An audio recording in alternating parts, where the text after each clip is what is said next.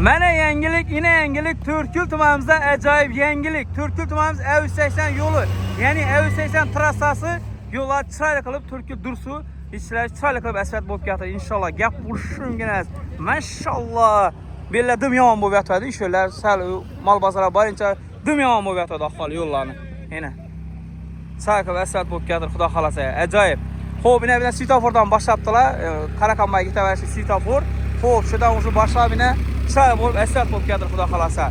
Gəp vuruşun günəz. Əsfət, qariyəç əsfət taşalıb tutdu inşallah. Cüdə acayip. Assalamu alaikum, assalamu alaikum. Bizden hürmetli abone sağımız olmasa inşallah. Harmanla. Maşallah, gap vuruşun kenemez. Yine. Cüde acayip. Bugün 26 fevral acayip yangilik Xuda xalasa. Hava hararati sel soğudu, işçiler için kızdı inşallah. Cüde acayip. Respekt. Çarlayık bas koyalım Xuda xalasa. Şəsvətdə ötədi onlar. Yine. Maşallah. Gap vuruşun kenemez yine. Çay bulup.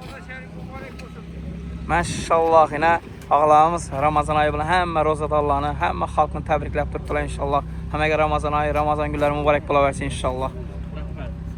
İşte gəp vuruşun kenəz.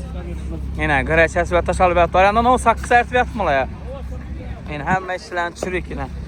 Şeydə çevirgen həmmə işçilərimiz yine. Bula xoğub peynimdə izələsə dürtdülər yine. Saqqı sən bu? Yapışık kaladdan şu bilen beraber ha? Yap vuruşun kenemesi yine. Respekt. Ben de kamat çakalanı hemen çürük bize. Esselamu aleyküm ağa. Harman. Saklanız yaxşı mı? Sakkı çakalan bir hata çürü verik bize. He, emre sakkı sert turt tekelleyine. Oho. Harman esselamu aleyküm. He, sakkı sert turttular yine. Teyine. Cüde acayip inşallah. Yine şimdi yine yamak yatıladı. Yolların ahvaların bile dım yaman yatırdı. Xuda xalasa qərəç əsvət taşab çaylatıb yatırlar yine. Və bütün əsvət bir tollamayınca mesela pol əsvətli verik və bir də furala ötədi yine bısı taşıdı. Bardan yok bəbirəm. Çünkü yaxşı ku. Yoktan bar değil mi barda yok değil mi? Şimdi gəp bakı, nakıl bakı özəlimizə. Şuna mı şükür əşkər? Cüdə acayip inşallah. Maçlarımız seks yolda yürüyene ne yesin? Xadağıyla qutarım indi Xuda xalasa. Cüdə acayip respekt acayip yengilik inşallah tökülümüzdə. Gəp vuruşun genəsi.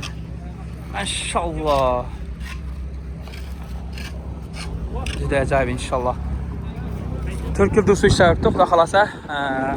Şimdi acayip mənfəət fayda videolarını çıxartırız. Kanalımıza abone olub koyup sağ like'larını basıp güzel parasıyla inşallah.